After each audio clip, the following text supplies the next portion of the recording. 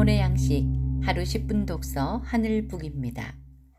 참된 행복, 진복 8단과 함께하는 영적 삶의 여정. 프랑스와 유 신부님이 쓰셨고 김마리 까뜨린느 수녀님이 옮기셨습니다. 기쁜 소식에서 출판하였습니다. 첫 번째 진복. 행복하여라 마음이 가난한 사람들. 하늘나라가 그들의 것입니다. 이것이 우리의 첫 번째 진복입니다. 제목이 약간 당황케 함을 고백합니다. 만약 사람들에게 어떤 것이 첫 번째 행복의 조건으로 보이냐고 묻는다면 몇 명이나 가난이라고 대답할까요? 주위 사고방식으로는 돈이 많으면 더 행복할 것이라고 느낍니다. 그러나 예수님은 이 격언을 마음이 가난한 사람은 행복하다고 선포하시면서 완전히 반대로 다루시는 것 같습니다. 그런데 어떤 사람이 마음이 가난한 것일까요? 상식이 많이 없는 사람? 약간 단순한 사람들입니까? 아니면 유머나 섬세함이 부족한 사람들입니까? 그리고 그들에게 약속한 하늘나라는? 이 표현을 이해하기 위해서는 예수님 시대의 문화, 성서적인 문화 안에 들어가서 답을 찾아야지 현대적 개념 속에서 찾으면 안 됩니다. 가난한 사람. 마테오 복음이 여기에 인용한 그리스 개념 뿌또꼬이는 특별한 계층의 사람, 성서에 계속 등장되는 사람과 일치합니다. 경제적으로 닥칠 어려움을 미리 준비할 수 없는 사람, 삶 속에서 의지하고 도움을 받을 사람이 없는 사람, 예를 들어 과부와 고아들을 자주 내세웁니다. 그들의 피상처와 버팀목은 주님 안에서만 찾을 수 있습니다. 그들을 아나윈, 야훼의 가난한 자라 부릅니다. 그런데 하느님께서 이 아나윈을 돌보신다고 성서는 끝없이 우리에게 상기시킵니다. 하느님께서는 그들을 방어하며 또는 그들에게 부당하게 굴면 복수하겠다고 하십니다. 가난한 이에 대한 야훼의 배려를 표현하기 위하여 율법에서 뽑아낸 한 원문을 인용합니다.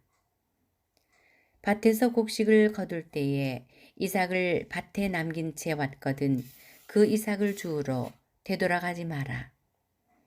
그것은 떠돌이나 고아나 과부에게 돌아갈 몫이다. 그래야 너희 하느님 야훼께서 너희가 손수하는 모든 일에 복을 내려 주실 것이다. 신명기 24장 19절입니다. 그러나 여기에서 질문하는 진복은 일반적으로 가난한 이와는 무관하며 마음이 가난한 사람이라고 분명하게 제시하고 있습니다. 그들은 누구입니까?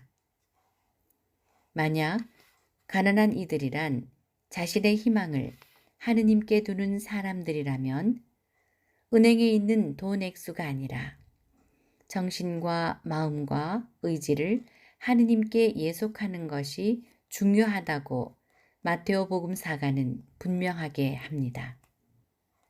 하느님께 소속되기를 선택한 사람들은 그들의 안전을 인간의 능력이 아니라 하느님의 호의에 둡니다.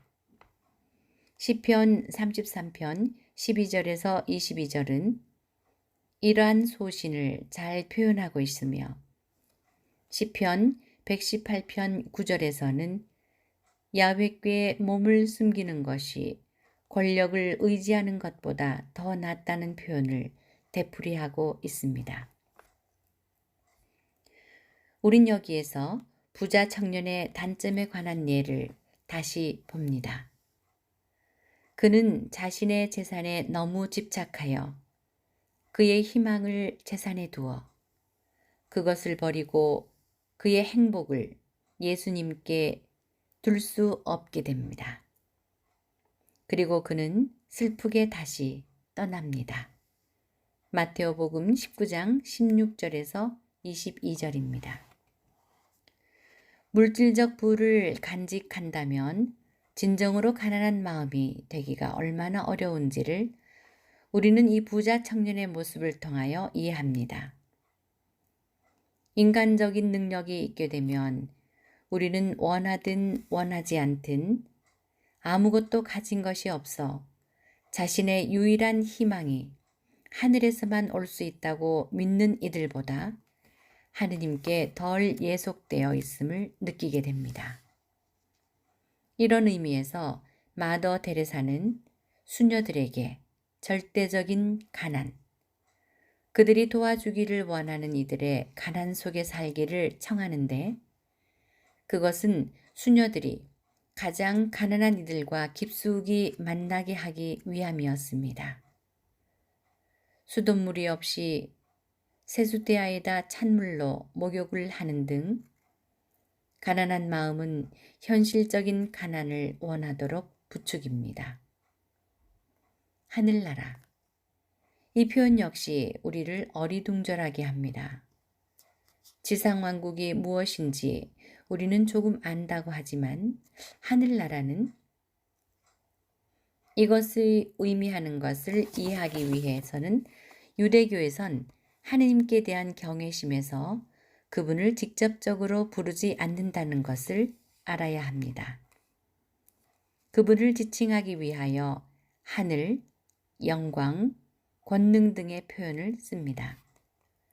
그러니까 하늘의 아버지가 하느님 아버지를 지칭하는 것처럼 하늘나라는 하느님 나라를 지칭합니다. 그렇다면 하느님 나라는 무엇을 말하는 것입니까? 성서 안에서 왕국이라는 단어는 일정한 지리적 공간을 한 사람이 지배하는 것을 뜻하지 않습니다.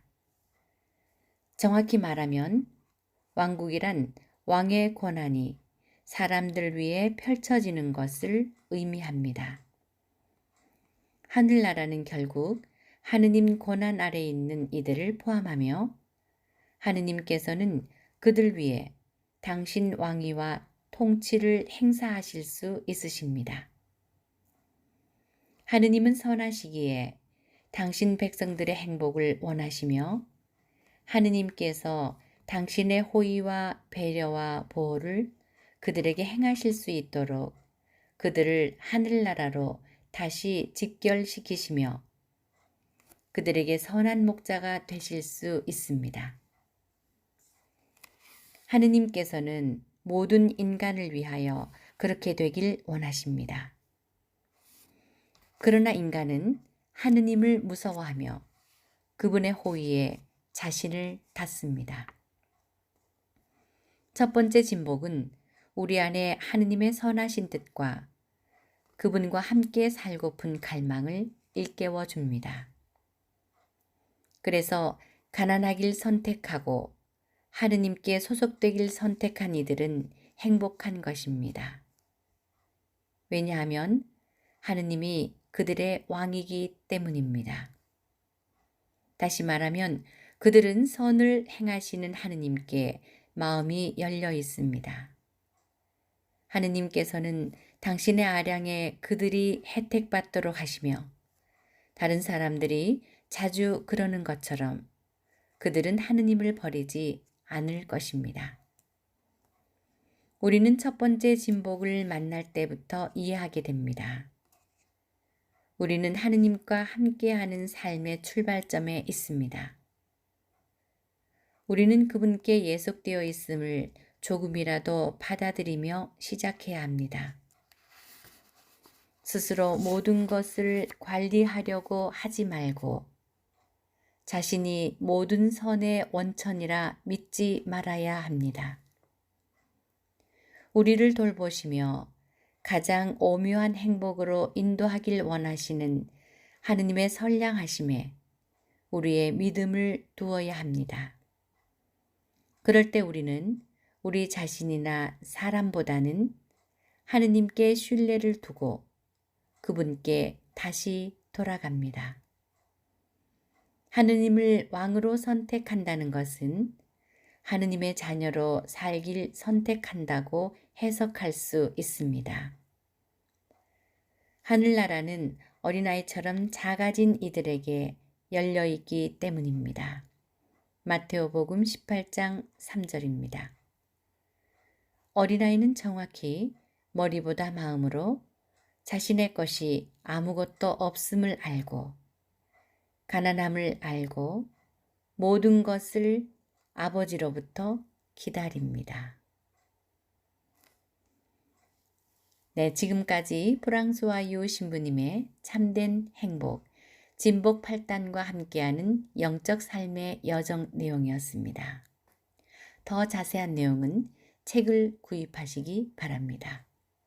구독, 좋아요, 알람 설정 부탁드릴게요. 영혼의 양식 하루 10분 독서 하늘북이었습니다.